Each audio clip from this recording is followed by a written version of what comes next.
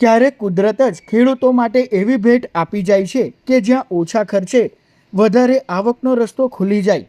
અંકલેશ્વર તાલુકાના જૂના દીવા ગામમાં તાડના વૃક્ષો આજે એવી જ કુદરતી સમૃદ્ધિનું જીવંત ઉદાહરણ બની રહ્યા છે.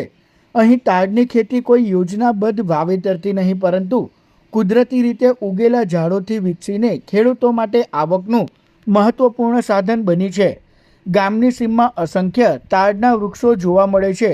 વર્ષો પહેલાં ઉગેલા આ વૃક્ષો આજે ઉનાળાની ઋતુમાં ભરપૂર ઉત્પાદન આપી રહ્યા છે. હાલ તાડફળીની સિઝન શરૂ થતાં રોજના સરેરાશ 5,000થી વધુ તાડફળીઓ ઉતારવામાં આવી રહી છે, જે સીધી બજારમાં પહોંચે છે. તાડના ઊંચા અને જોખમી વૃક્ષો પરથી ફળ ઉતારવાનું કામ સરળ નથી.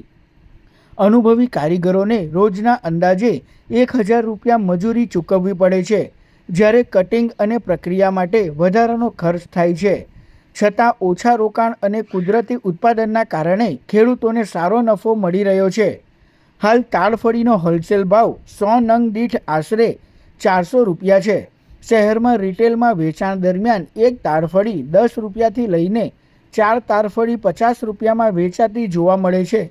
ભરૂચ, સુરત સહિતના શહેરોમાંથી વેપારીઓ પણ સીધા ગામ સુધી ખરીદી કરવા પહોંચતા હોવાથી સ્થાનિક ખેડૂતોને બજારની કોઈ ખાસ મુશ્કેલી રહેતી નથી. તાડફળી માત્ર આવકનું સાધન નથી, પરંતુ આરોગ્ય માટે પણ લાભદાયી માનવામાં આવે છે.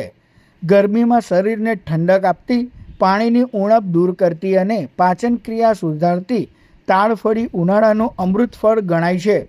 વધતી ગરમી વચ્ચે લોકો તાડફળી તરફ વધુ આકર્ષાઈ રહ્યા છે, જેના કારણે માંગ સતત વધી રહી છે. મારા પોતાના 15થી 20 તાડના ઝાડ છે અને આ ઝાડ પરથી તાડફળી નામનું ફળ આવે છે. એ ઉનાળામાં ખૂબ ઠંડુ છે.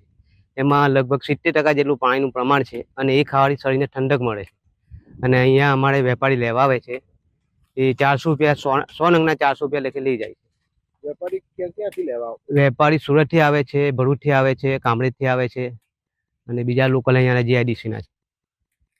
અહીંયા તલફડી ગલેલી, જેને અહીં સેપલ કહેવાય ઇંગ્લિશમાં, એ અહીંયા બહુ મળે છે. એટલે સુરતના વેપારી અહીંયા આવે છે માલ લેવા, આ ગલેલી લેવા માટે, અને એ ગલેલી લઈ જઈને સુરત વેચે છે. અહીંયા વસ્તુ સારી મળે છે અને અહીંયા ગલેલી બહુ ઉગે છે. એટલે સુરત બધા વેપારીઓ અહીંયા આવે માલ લેવા, માલ લઈ જઈને સુરત વેચે, ગમે ત્યાં લઈ જઈને વેચે. અહીંયા સારી વસ્તુ મળે છે.